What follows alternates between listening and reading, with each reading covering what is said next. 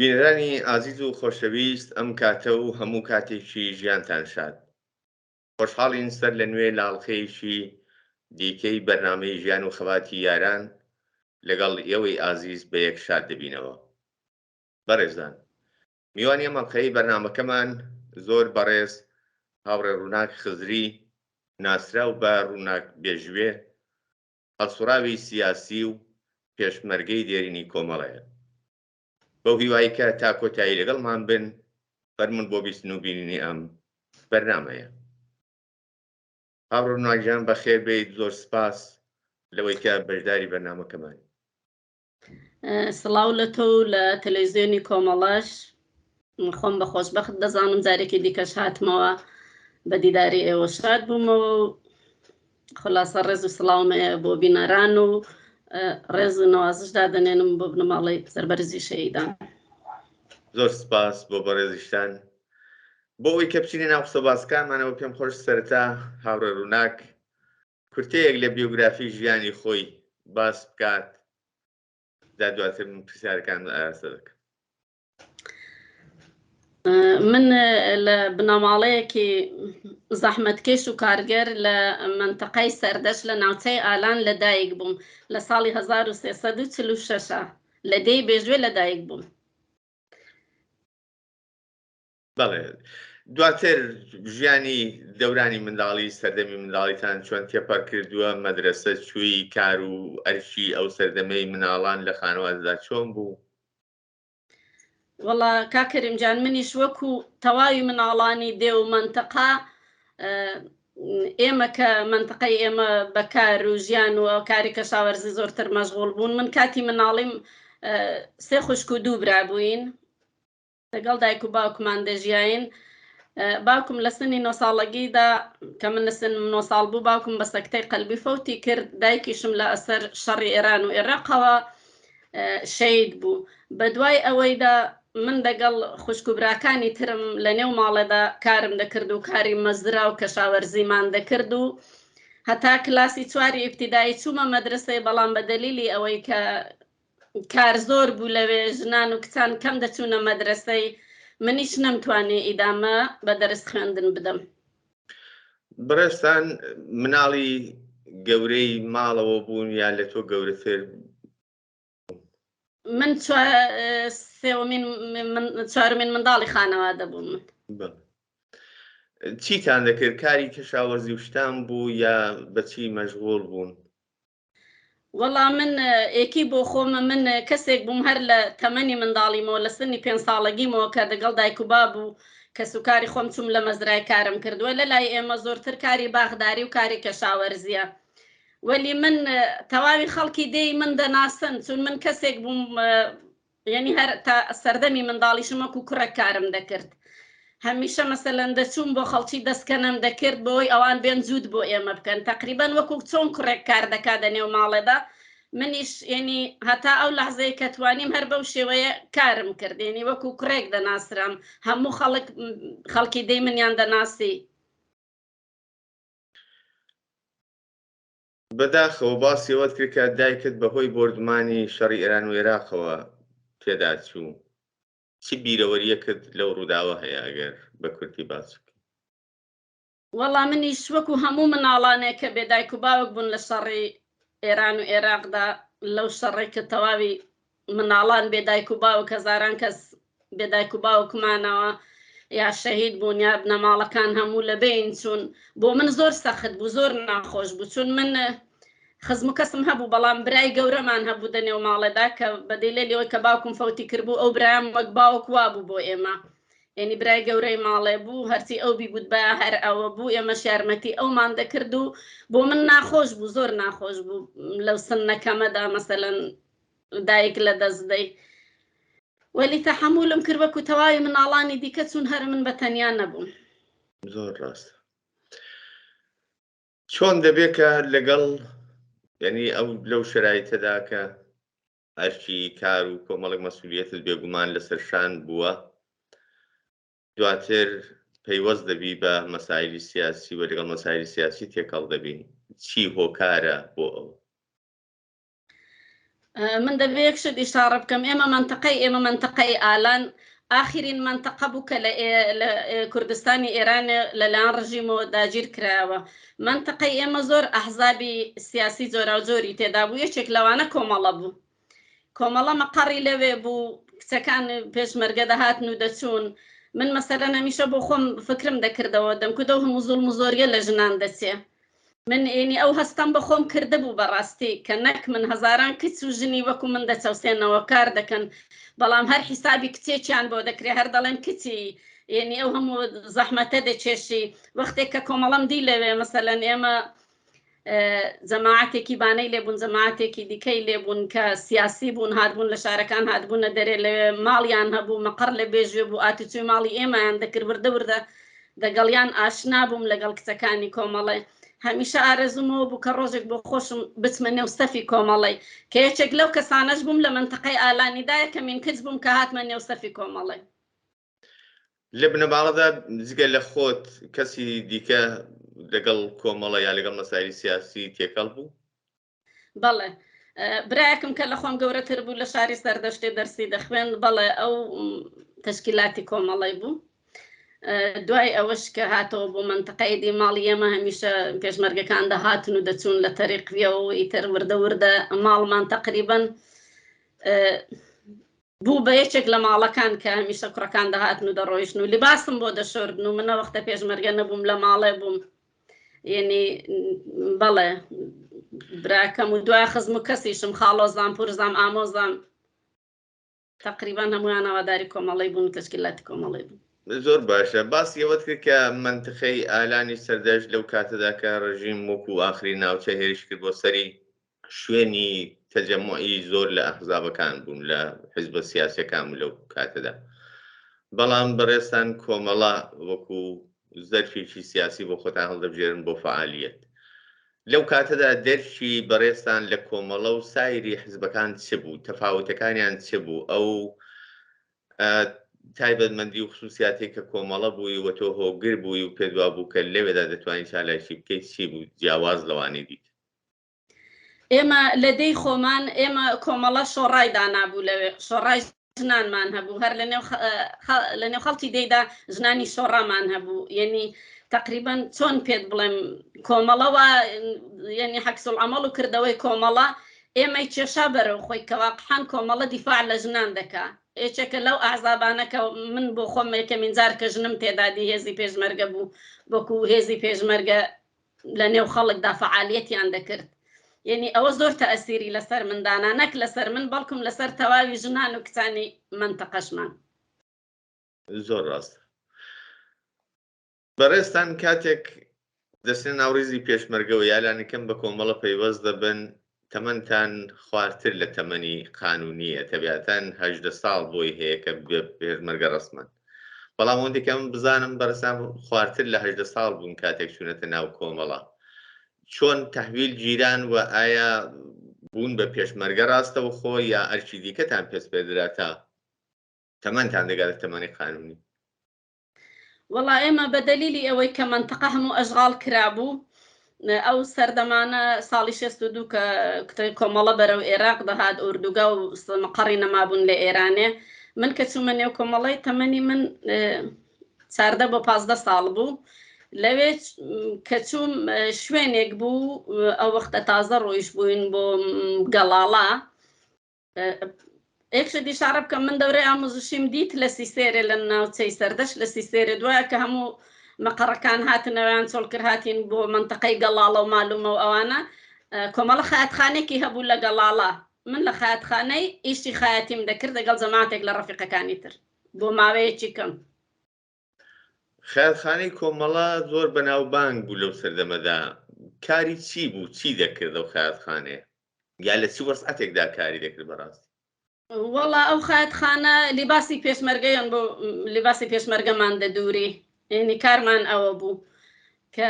پارچە دەهات یا لە ئێرانەوە دەیان ناریا کۆمەڵە بۆ خۆی دەیکڕی بە تۆپی گەورە دەهاتن، ئێمە لیباسمان دەدووری لەوێ کە لەوێ مامۆستای لێبوون ئێمەیان فێر دەکرد. دەکرێت لەو مناسباتی کە ناو کۆمەڵەدا لەو سەردەمەدا باو بوو، نۆرم بوو، کەمێک باسی ئەوە بکەی باسی پێشمەرگەی ژن پیا و ئەو ئاستەنگ و جیوگرفتانەی کە لە بەردەمی ئێوەی پێشمەرگەی ژندا بوو یاسەن نەبوو چۆن بوو بەڕاستی؟ وەڵام من لەوەڵی شۆ باسم کرد کوتم کۆمەڵەیەکێک لەو حیزبانە بوو کە تەواوی ژنانی ئێران و کوردستان خوان دە سەفەدا دەدیتەوە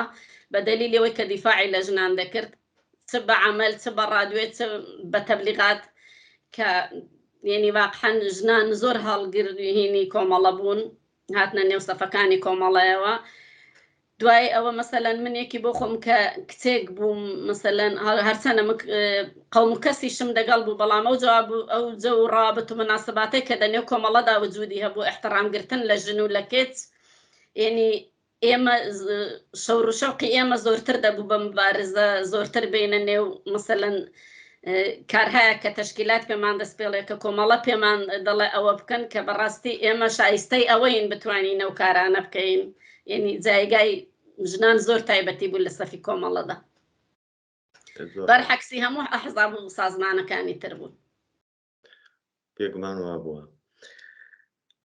ئەو کات کە منتقە دەگیرێتەوە بە ئێوە ناچار دەبن کە دیارە ناوچە بەجێ بێڵن بچن لە مەعلومە و بچنە ناو خاکی باشووری کوردستان لە وەخت کاتێکە لەوێ جێگیر دەبن ئەو دەم ئەرکوکاری پێشمەرگە بە ئام چی بوو ئەو فعالیتانەی کە پێشمەرگە دەبوو بیکات کاتێکە ناوچە لە دەستیدا نەمابوو چی بوو یا چی دەکرد؟ ئێمە ئۆردوگامان هەبوون پێشمەرگەکانی کۆمەڵی مەسەلەن بەخشی ڕادیۆ و ئۆردوگا و ئینتیشارات و ئەوانەمان هەبوو محافزەت لە ئۆردوگاکان دەکرا لە تاریخ پێشمەرگەکانەوە گوردانەکانیش کە ئێمە زۆرتر پێشمەرگەی گوردان بووین و دەچوینەوە بۆ منتەقەکان دەماینەوە وەلی لە ئەسڵدا ئێدی کار و وەزیفەیە کە تەشکیلات هەیبوو لە ئۆردوگاکاندا پێشمەرگەکان بەڕێیانەوە دەبرتەوانەی کە لەوێ دەمانەوە ئەوانەی کە پێشمەرگەی گوردانیش بوون دەچوینەوە بۆ ناوچە لەو سەفرانەی کە بۆ ناوچەیە و مەئموریتانی کە بۆ ناوچە پێتان دەدرا هیچ بیرەوەریەکی خۆش یان ناخۆشت هەیە هیچ کات دەرگیر بوون لەگەڵ هێزەکانی ڕژیم؟ بەڵێ وەڵا زۆر جار دەگەڵ هێزەکانی ڕژیم دەرگیر دەبووین دەگەڵ بەداخەوە شەڕی داخەڵی بوو دەگەڵوان دەرگیر دەبووین بەڵام باتەوەجوو بە هەمووی ئەوانە ئێمە مەسەلەن وەکو هێزی پێشمەرگەی کۆمەڵە شەور و شەوقێکی زۆر تایبەتیمان هەبوو ڕابط و مناسباتێکی زۆر تایبەتی بوو دەنێو ئێمەدا مەسەلەن چ دەکەمین کەوت باینە چ چوو باینە بۆ شەڕەکان چ پایگاگرتن بە وەکو پێشمەرگەیەک هەمومان حاضر بووین هەرچی لە تاریخ مەسئولەکانمانەوە پێمان دەڵێن بە گیان و بەدڵ قبوڵی کەین یعنی لەوە زۆر خۆشحاڵ بووین کە مەسەلەن باتەوەجوو بە شەرایەتی سەختی ناوچە کە دەچوینەوە ڕۆژانە لە شاخوچێ و بووین شەوانە دەچوینەوە نێو داهاتەکان هەم خەڵک زۆر ئێمەی خۆش دەویست وەکەوەی کە پێشمەرگەی کۆمەڵیان دەناسی کە ئێمە کچین دەنێویانداین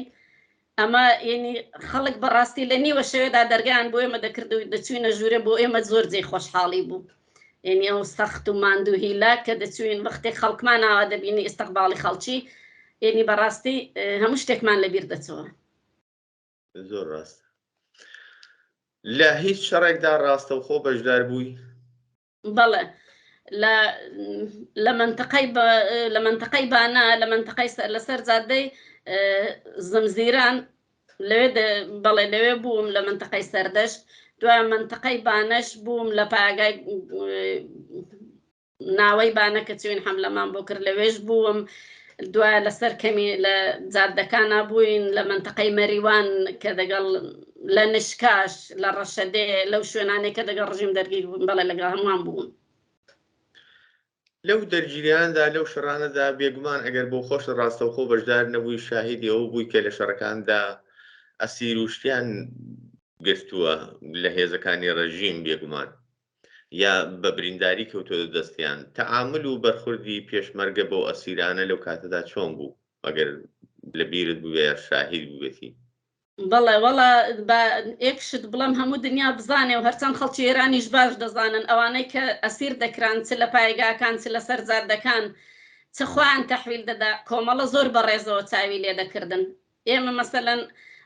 پایگایەکمان گرت لە منتەقەی مەریوان 13-14 ئەسیر بوون هەموو زۆر بە احترامەوە دەگەڵیان ڕەفتارمان دەکرد بۆ خۆیان هەرچەنەوەی کە مەسەلەن پێیان وابوو ئێمە دایان کوژین مەسەلەن دایان کوت جاوید لە حینی حاڵ دەکەن مەسەلەن هیچیان نەدەزانی بەڕاستی فقط گوتبووان بڕۆن هەر کەسێکیش کە نەکوژرێ دەیکوژن و ئەشکەنجەی دەکەن وەلی وەختێک دایاندی لە نزیکەوە بەڕاستی چ لە زیندانەکانی کۆمەڵی چ لە بەدەست پێشمەرگەکانی کۆمەڵەوە کە دەمانهێنانەوە بۆ زیندانەکانی مەرکەزی یعنی هیچ جارێک ئەمن بۆ نمونەش نەمدی احترامی بە یەک کەسیش بکرێ هەمووی بەقابل احترامەوە جوان ڕێزمان لێ دەگرتن چمان بۆ خۆمان دەخوار ئەوانشمان دەدا بەوان یعنی هیچ وەک ئەسیر چاومان لێ نەدەکردن چون کۆمەڵە وای بە ئێمە گوت بوو کە نابێ بە احترامی بە ئەسیران بکرێ سەرباز دێن یا دێن بۆ شەڕ ئەوانە منداڵی خەڵکن هەمیشە ئەو شتانیان بە ئێمە دەکوت فێریان دەکردبووین ئێمە کە هیچ کوچکترین بە احترامی نەکەین بە خەڵک یا وەختێک دایکی ئەسیر کە دەهاتەکن منداڵەکەی و دەچەوە شتی بۆ کۆمەڵی دەنارد یا دەهات سەری ئۆردوگای کۆمەڵی دەدایەوە ئێمە هەموو بۆ خۆم شایدی ئەوانە بووم. هاوڕە ڕووناک دیارە پێشمەرگەی ژن لەو کاتەدا تەنیا کۆمەڵە بوو کە ڕاستەوخۆ ژنی چەکدار کردبوو وەشان بەشانی هێزی پێشمەرگەی پیا و لە هەموو عەرسەکاندا چالاکی دەکرد. هیچ کات ئاستەنگتان لەو بابەتەوە زیاتر لە پیاوەکان بۆ دروست دەبوو یا ئەو ئاستەنگانی کە بۆتان پێش دەهات چی بوو بەڕاستی؟ وەڵای ئێمە چۆن دەڵێ وەکو تەبیعەت کە مەسەلەن ئەگەر بڵێم بەغێرەس من مەسەلەی نەخۆشی مانگانەی ڕەفیقەکانمان نەبێشتی دیکەم نەدەدی وەلی بە هەموو شتێکیش تەحەمولیان دەکرد یعنی شتێکی ئاوا سەخت نەبوو بەڕاستی چونکی ئێمە هەر وەک وەکو کوڕەکان بووین لەگەڵ کوڕەکان هیچ فەرقمان نەبوو یعنی کۆمەڵەوەی ئەم نەسڵە فێر کرده بوو کە کچ و کوڕ هیچ فەرقێکی نییە لە جەریانی مبارزەدا شەڕدا سیاسەتدا هەموو شتێک وەچێک یعنی وەچێک چاوی لێ دەکردن. دیارە بەڕێزت باسیەوەکە کە 14 یا 15 ساڵ بووی دەچێت ناو کۆمەڵەوە بێگومان کەم نەبوونەوە کەسانەی کە لە تەمەنی بەڕێستاندا بوون و لەگەڵ ئەوەشدا ماوەیەکی زۆر نەتانتوانیوە کە بچنە مەدرسە و خوێندن و متالعە و ئەوە بۆ ڕشتی فکری و ئاگاهی و زانیاری خۆتان بەڵام کاتێک کە دەچنە ناو کۆمەڵەوە کەسایەتیی وەکو ئێستاتان لێ دەردێت لە کۆمەڵدا چی فێربوون کۆمەڵە کەسەکانی چۆن باردێنا کە هەم ڕشتی ئاگاهیان هەم توانایی جەسارەتیان گەشەی دەکرد و جۆرێک نمونەیە زۆر کەس لە میوانەکان کاتی دەن لە بەرنامەدا بەشدار دەبن دەڵێن کۆمەڵە بۆ ئێمە دانشگایەک بوو چی فێری ئەو هێزەیە ئەو نیروی خۆی دەکرد کە بە دانشگا ناو دەبرێت کۆمەڵ؟ وەڵام من یەکشت بڵم کۆمەڵە مەدرسەیەک بوو بەڕاستی بۆ منیش و بۆ هەزاران کەسی وەکو منیش بۆ هەزاران جەوان کە دەچوونە نێو کۆمەڵی تەجروبەی هیچیان نەبوو لە ژیانە جارێ ئەوە بڵێم کۆمەڵە مەعەلیمی دانابوو بۆ کەسانەیە کە سەوادیان نیە فێری سەوادی دەکردن ئێمە گروێک بووین بۆ خۆمان دەگەڵ چەندانە لە ڕەفیقەکان دەرس فێر دەبووین دوایە کۆمەڵە فێری دەکردین دەنێو ئیجتیماعدا دەنێو کۆمەڵگادا چۆن ڕەفتار بکەین خشونەتمان نەبێت بێ احترامیمان نەبێت من نازانم هەچ کامێک لە ئێمە کە دەنێو کۆمەڵەدا بووین فەرقمان زۆرە دەگەڵ خەڵکی حادیتر هەمیشە وەک نمونەین بەڕاستی لە هەموو جێگایەک چ لە نێو داخڵی ئێرانە چ لە ئوروپا لە هەر شوێنێکی کە ئەو کەسانەی کە دوو ڕۆژیش لە نێو کۆمەڵەدا بوو بێتن. پێشمەرگایەتی ئاسان نەبووە بۆیە پێم وایە باز لە سەهلبوون و ئاسانبوونی پێشمەرگایەتی زۆر بەعیدە بەڵام سەختیەکانی ئەگەر بەرجەستە بکەینەوە ئەو سەختیانەی کە ئێوە وەکو پێشمەرگە و لەو کاتانەدا لەگەڵی بەرەوڕووبوون چی بوو؟ ئێمە وەڵاهی وەکو مەسەلەن ئێمە وەکو کچەکان کە ژن زۆرتر قژی زۆرترە هەتا کوڕان مەسەلەن ئێمە مانگێ جارێک حەمامان دەکرد ئەویش لە مەخفیگاکان بە تەنەکە ئاومان گەرم دەکرد سەرمان پێدەشۆرد ئەوە بۆمە بڕێک مشکیلە بوو کە مەسەلەن وەختێک لە ناوچە بووین لە دۆڵ و دەشتەکانە لە تەنەکەدا ئاومان گەرم دەکرد سەرمان پێدەشۆرد بۆ ئێمە بڕێک مشکیل بوو هەروە ڕاحەت نەبوو شاید مانگێ جارێک بمانتوانی بە ئەو کارە بکەین دوای سەختی خۆی هەبوو هەموو سەختیەکان بەلاوە بەڵام ئەوەی کە ئەم ڕەفاقەت و سەمیمیەت و دڵسۆزیە هەبوو بەرامبەر بە یەکتر بەڕاستی سەختیەکانی زۆر کەم ڕەنگ کردبووە دەنایەمە دەڕۆیشتین شەوها بە سەعاتها دەڕۆیشتین چەندین جار بەدەمخەوە ئاوا ڕۆیشتوم مەسەلەن ڕەفیقی دەدیکەم هەبوو نەراوە لە ناوچەکاندا ماندوو هیلاک بووین ئەوانە هەموو سەختی خۆی هەبووە بەڵام چون بیر و باوەڕمان هەبووە چون عەقیدەمان بە بیر و باوەڕی کۆمەڵە هەبووە چون کۆمەڵە حیزبێک بووە مدافەعی حەقی ژنان بووە بەڕاستی ئێمە ئەوانەمان سەخت لەخۆ نەگرتووە باسی ڕفاقەت و سەمیمیت کرد ڕەوابط و سەمیمیەتێک لە ناو هێزی پێشمەرگەی کۆمەڵەدا بوو چۆن دەتوانیت تاریف بکەیت چی بوون ئەو سەمیمیەتانە و ڕفاقەتانە لە چه ئاستێکدا بوون لە چیدا خۆی دەدیتەوە ئەسڵەن وەڵا لە هەموو شتێکدا خۆی دەدیتەوە ئەو لەحزانەی کە دەچوونەوە ناوچە پێشمەرگەیەکمان بریندار دەبوو کە بە گیان و بەدڵ دەیکێشایە دواوە و لەسەر شانی خۆی دادەنا لەو شەڕ و هێک بۆی و بەردەستی دوژمن نەکەوێت کە مەسەلەن ئێمە حازر بووین هەرچی بکەین بۆ ڕەفیقەکانمان کە بەجیان نەهێڵین لە شوێنان کە مەسەلەن جەنازەکانمان لێر و لێ بەجێ نەهێڵین ئێنی ئەوانە هەموو سەختی خۆیان هەبوو ئەو کارانە هەروە ڕاحەت نەبوون بەڵام ئێمە دەمان کردن بە هاوکاری یەکتر بە هاوکاری هاوڵەکانی ترمان ڕاست برایشی بەڕێستان بەهۆی بردومان یا بەهۆی هێرشی هێزی سەدام حوسێنەوە دەوڵەتی عێراقەوە شەهید دەبێت لەگەڵ پێشمەرگەیەکی یەکێتی ئەو ڕووداوە چۆن بوو بەهۆی بردومانەوە دەبێت یا لە شەڕێکی ڕوودەڕوودایە و بۆچی لە ماوەت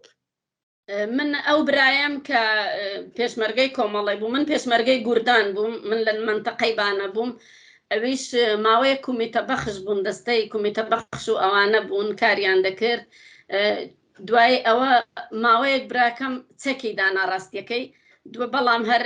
وەکو چەکدار کاری نەدەکردە ناوکو تشکیلاتی سیاسی و ئەوانە هەر کاری دەکرد ینی هەر کاری دەکرد دەگەڵ چەندانە برادری کە دەچێتە ماوەتان ئەو ڕۆژە ئارتەشی عێراقی دەلەوە حەملە دەکات هەرچی کە چەکی پێ دەبێت یا تەقەی لێ دەکات یا دەیگرێ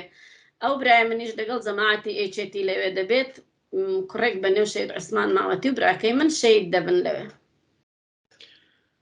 دواتر چۆن ئاگادار دەبن ئەو کات ئێوەش لە خاکی عێراقدا بوون وایە تر دەتوانن کە دەستڕستیان بە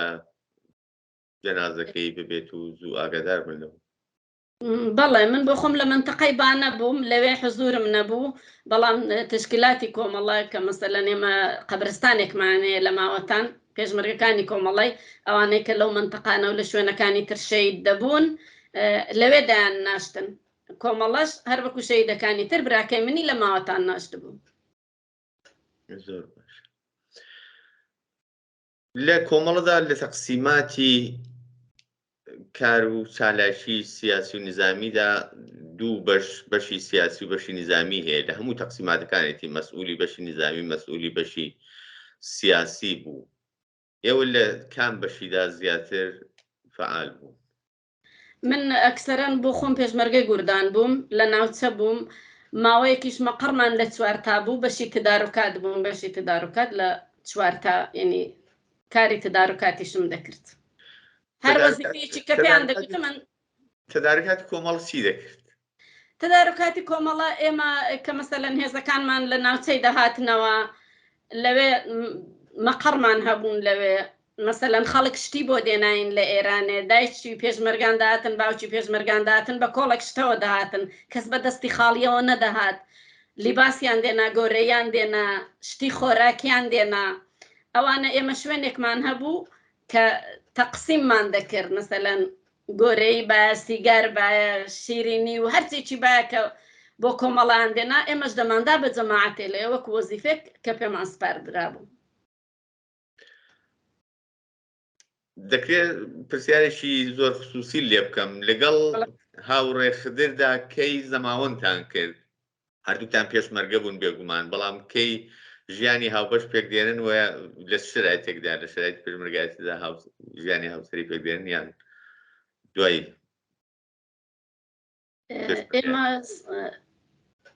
ئێمە تقریبا شەهری 26 شهریوەری 68 یا 67 لە بیرم نازان دەقەن ئیزدواجمان کرد بەڵام بە دەلیلی ئەوەی کە مەسەلەن خدر وەزیفەیەکی تری هەبوو من وەزیفەیەکی ترم هەبوو ئێمە کەم بەیەکەوە بووین یعنی من هەفتەیەک بوو تشکیلی زیندگیمدا لەگەڵ خدری هەرچەند ئێمە پێشمەرگەی گوردان بووین وەلی وەزیفەمان جیاواز بوو کەم یەکترمان دەدی ئیتر ئیزدواجمان کرد و ئێمە چوین بۆ منتقەی هەورامان کۆمەڵە ئەو سەردەما مەقەڕی دانان لە تەوێڵە و بیارە من چوون بۆ وێ دەگەڵ جەماعەتێک لە پێشمەرگەکانی کۆمەڵی ئیتر لەوێ بووین ماوەیەک بیارە چوون لە تەوێڵە و بیارە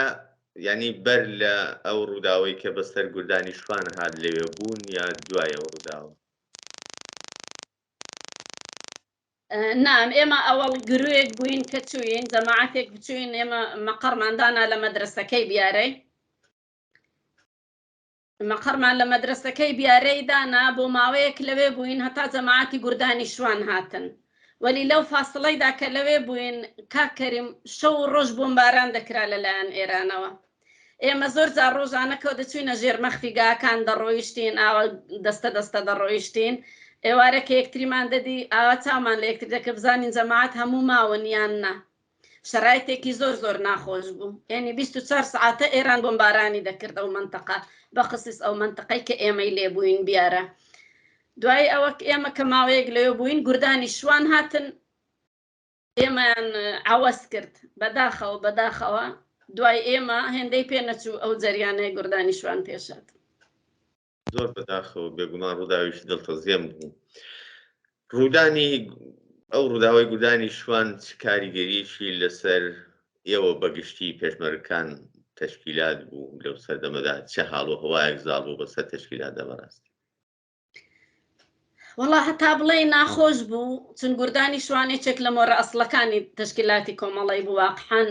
ئێمە کە مەسەلەن بۆ خۆمان لە دیارەی بوون و هاتنە جێگای ئێمە هەموو پێشمەرگەکان دەمان کرد خۆزگە ئێمە باینە ئەوان نەبانایە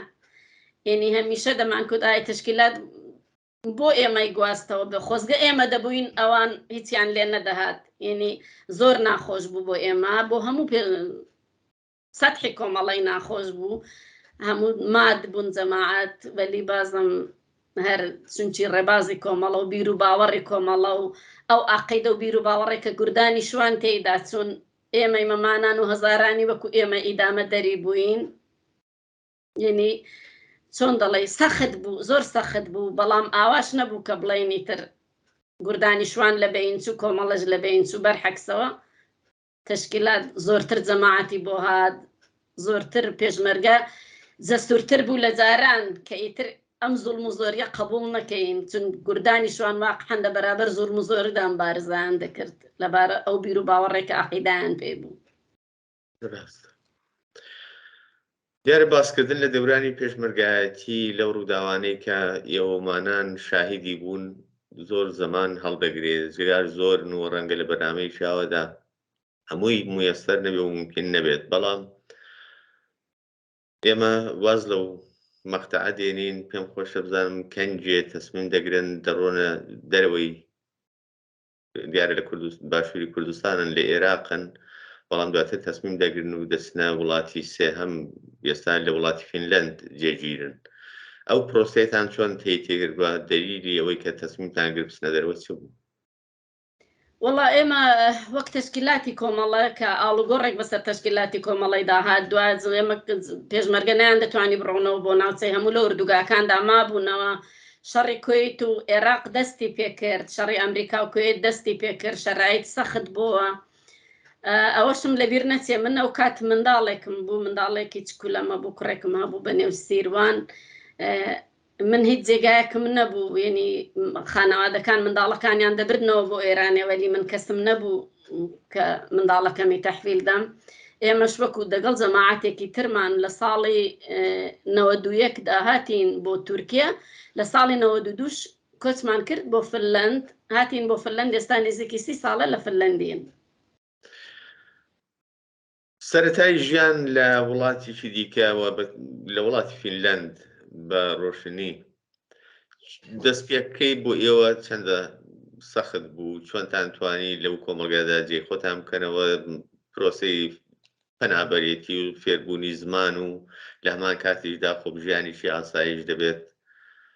ئەیدامەی هەبێت ئەو سەختیانە لەو پرۆسەیەدا چی بوون کە بۆ ئێوە پێش دەهات؟ وەڵا ئێمەش وەکو تەواوی خەڵکانی تر ئینسان کە دەڕوا کۆچ دەکات دەچێتە وڵاتێکی تر بە فەرهەنگێک و بە کولتورێکی تازەی ئەو وڵاتەیە و ئاشنا نەبوون و هەوایەکی سارد و بەفرێکی زۆر و کە فنلەندێکێک لە وڵاتانەیە بۆ ئێمە هەروە ڕاحەت نەبوو سەخت بوو بەڕاستی دوسێ ساڵی ئەوەڵی زۆر سەخت بوو بەڵام خۆمان سەرگەرم کردبوو بە زمان و کورس و ئەوانەوە زمانی فنلەندی دەچوین دەرسمان دەخوێند و وردە وردە کار و زیندگی خۆمان دەکرد هەرچەند بۆمان زۆر سەخت بوو ئەم شەرایطێک کە هاتین بۆ ئێرەکانە بەڵامی تر ئێمەش مەجبور بووین وەکو تەواوی خەڵکانی تر تەحمولیکەین و لێرە نیشتە جێبین و ژیانی دامە هەیە ئینسان لە هەر جێگایەکی بێ و ئیتر 3 مناڵمان بوو لە فنلەند و ژیان و زیندگی نۆرماڵی خۆمان دەکەین ئێستا هیوادارم ڕەوتی ژیانتان هەروە بەخۆشی و بە سەرکەوتویی بەرەو پێش بچێت ئەو پرسیارە لێ بکەم نیشتە جێبوون لە وڵاتیشی دیکە لە وڵاتیشی ئوروپایی و لە فینلەند چەندە کاریگەری بووە لەسەر دابڕانی ئێوە یا ئەسەن توانیوێتی ئێوە لەو ڕابردووی کە بوتانە دا ببڕێت بەڕاستی یان نە؟ وەڵاهی ئێمە وەکو خۆمان ئێمە کەسانێکین کە زۆر ئەملا ئەولا دەچین لەگەڵ خدر دۆست و ڕەفیقمان زۆرن لە وڵاتەکان تەئسیری بووە بۆ ناتەئسیری بووە بەڵام بە هەر شێوێکی بێ ئێمە خۆمان سەرگەرم دەکەین بە کار و زیندگی و چون ئینسان بلاخەرە دەبێت شتێک بکە و وەلی کە ساڵانەش کۆمەڵە جەژن و مەراسم دەگرێت لە فنلەندێ بە کەماڵ مەیلەوە ئێمە دەگەڵ خدر دەچین زۆرمان پێخۆش دەبێت دۆست و هاوڵانی خۆمان دەبینین چ لە فنلەند بێت لە سوئێد بێت سەرگەرمین بە کار و زیندگی خۆمانەوە تقریبان ئێستا عادەتمان کردو بە نیسبەت پێشوو جگەر لە گەرە منداڵتان بووە دووسێ منداڵتان بۆ لەوەکانە پەروەردە و بارهێنان و گەورەکردنی منداڵ کاریشتان کردووە یعنی کاریش تایبەت دەکەن ئێستا؟ بەڵێ وەڵا هەرکمانەرێ وەڵا کار دەکەین من و خدر مناڵەکانیشمان گەورە بوون و ئیتر ژیان و زیندگی خۆیان دەکەنەوەنیش بەس ژیانی خۆیانەوە سەرگەرمن و من و خدریش کار دەکەین سەرکەوتوو بن پەیوەندیت لەگەڵ ناوەوە یعنی تۆ وەکو کەسایەتیەکی سیاسی وەکو پێشمەرگەیەکی دێرین دەناسرێ و ئەوە جۆرێک ئەرشێکی زۆر تایبەت دەخاتە سەرشانی هەموو ئێمەمانان وەگێک چەندە توانیوتە بەو ئەرکە هەڵبستی ئەو پەیوەندیانە بەو ڕابردووەوە بە ناوەوە بەو ژنانەی کە وەک خۆت بوون لە مۆقعیت و شەرایەتی ئەو کاتی خۆتدان و هەن چەندەیە هیچ ئێرتباتێکی کۆمەڵایەتیت هەیە لەگەڵ ناوەوە لەگەڵ ژنانی کوردستان بەتایبەت؟ بەڵێ من با تەوەجووبەوەی لە بەشی عێراقیشدا خزمم زۆرن لە ئێرانیش هەر خزمم زۆرن کۆنتاکتم تقریبان هەیە دەگەڵ زۆربیان مەسەلەن بەهاران کە ڕۆژەکانی کۆمەڵی مەراسەمەکانی کۆمەڵی کە لەوێ مەسەلەن بەرنامەیانەیە بۆ خۆیان بچن لە مەزرا لە کوێ و لە سەیران و شتی ئاوا ڕۆژ بگرن جێژن بگرن ینی هەمیشە لەو بارانەوە قسە دەکەین هەمیشە شتایەک بێت کە من دەگەڵیان قسە دەکەم من کەسێکم زۆر کەس دەناسم زۆرم خۆش دەوێن ئەوانیش منیان زۆر خۆش دەوێ ینی ئەو ارتباتەم قەتەح نەکردووە دەگەڵیان بەتایبەت ئێستا کە سەردەمی نێت و ئەوانەیە وەکو ساڵان خەڵک تەلەفۆنی ماڵی نییە زۆر شت ڕاحەتترە لە جاران بەڵێ کۆنتاکتم دەگەڵ زۆربیان هەیە لە پرۆسەی ژیانتدا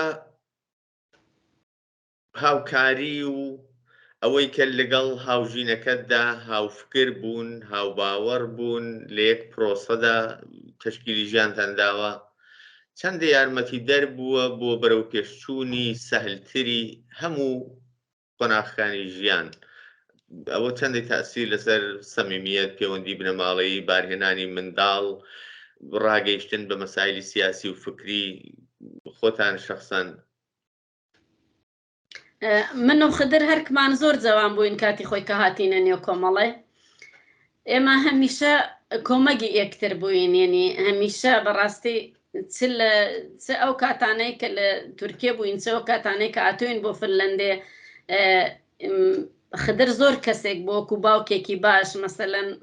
منداڵەکانم ڕەفیقیان هەن هەمیشە کە دێنە ماڵ دەپرسن دەڵێ بۆ باوکی ئێوە فەرقی هەیە دەگەڵ باوکانی ئێمە مەسەلەن خدر کەسێکە زۆر کەسێکی زۆر دڵسۆزە باوکێکی زۆر دڵسۆزە ڕەفیقێکی زۆر دڵسۆزە بۆ من لە هەموو شەرایەتی ژیانمدا دەگەڵم هاوکار بۆ هەموو شتێک مەسەلەن لە جێکی وەکو فنلەندێ بەڕاستی کە تۆ دەرسیش بخوێنی و کاریش بکەی و منداڵیش پەروەردەکەی هەربا ڕاحەت نییە ئێمە هەمیشە دەستمان بەدەستی ئێکەوە بووە لە هەموو ئیش و کارەکانی ژیانمانە پێکەوە پێکمان وایە هاوڕناک ئەگەر بپرسم ئەوەی کە لە کۆمەڵەدا فێری بوون ئەو تەجروبانە ئەو ئەزمونانە ئەو وشیاری و ئاگاهیە کە لە کۆمەڵەدا کەسەکان فێری دەبن چەندە لە ژیانی دوا ڕۆژیانە بۆ نمونە لە کۆمەلگایەکی وەکو فینلاندا بەکارتان هاتووە چەندە ئێوەی جیاواز کردووە لەگەڵ کۆمەلگایشی ئاسایی کەسێکی ئاسایی ئێمە مەسەلەن کە مەسەلەن من بۆ خۆم کە کوتم من سەوادم کەم بووە کە مەسەلەن سەوادم کەم بۆ هاتوومە لێرەکانە سەحیم کردووە دەرس بخوێنم بۆم سەخت بووە زمانێکی بێگانە بەڕاستی سەختە فێربوونی هەروە ڕاحەت نییە ئەویش بەخصوص زمانی فنلەندی کە دوورە لە هەموو زمانەکانی دنیاوە یعنی ئەوانە زۆر سەخت بوون بۆ ئێمە بەڵام هەوڵی خۆمان داوە کە بتوانین بە وحدەی بەربین دەست و پەنجە نەرمکەین دەگەڵ ئەو زیندگی کە لە مەیدانە بەڕاستی لەگەڵمانە هەم خۆشم هەم خدریش کە وەکو شەریکی زیندگیم بووە چون هەموو شتێکی بۆ ئێمە جەدید بووە ئێمە ژیان هاتوینە نێو ژیانێکی ترەوە ئێمە کە من کە بوو لە عێراق بووم من و خدر ماڵمان نەبوو ئەو کاتانە نەک من نەزارانی وەکو ئێمە چادرێک بوو بۆ هەفتەیەک بۆ دە ڕۆژ ژیان ئاوا بوو لێ وەلی لێرەکانە ڕەنگە ماڵت هەبێ ژیانت هەبێ هەموو شتێک دەگۆڕدرێ لێرە من پێم وایە پرسیارێکی زۆر تایبەتیم نەماوە نامێ لەوە زیاتر ماندوود بکەم بەڵام ئەگەر لە کۆتاییدا شتێک هەیە من لە پرسیارەکانمدا نەمهێنا ئیشارەم پێ نەکردووە بە پێویستی زانی باسی بکەی فەرم و دواتر بە یەکەوە ماڵاوی لە بینەران دەکەین وەڵا دەستت خۆش بێ زۆر سپاس دەستی تەلەڤیزیۆنی کۆمەڵەش خۆش جەماعەتی کارکونانی وێ زۆر سپاس بۆ ئێوە هیوادارم کە بتوانن دۆست و ڕەفیقەکان لە هەر گۆشە و کنارێکی ئەو وڵاتەن بەسەر بکەنەوە جێی شانازیە بۆ ئێمە بەڕاستی زۆر سپاستان دەکەم دەستان خۆش بێ زۆر سپاس بۆ بەڕێزیشتان بینەرانی ئازیز و خۆشەویست ئەوەی کە لە ماوەی ڕابردوودا پێشکەشتان کرا و گوێگر و گوێبیستی بوون وتوێژێک بوو سەبارەت بە خۆناخەکانی ژیان و خەباتی هاوڕێ ڕووناک بێژوێ بەو هیوایی کە جێگای سوود و سەرنجی ئەوەی خۆشەویست بوو بێت تا بێگەیشتنەوەمان لە ئەڵلقەیەکی نوێی بەرنامەی ژیان و خەبات و گوێگرتن لە بەسەرهاتەکانی هاوڕێیەکی دیکە هەر بەختەوەر بژین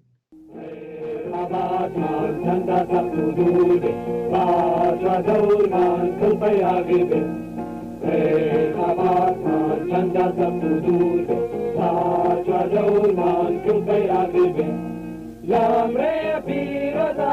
gidanade e me corre di la mare L'amre pirata gidanade e me corre di la mare Lo dunya ya chine bo hajara bo danani como gayta Lo dunya ya chine bo hajara bo danani como gayta Ragizadari la risha da deni Doi azadi galmana teni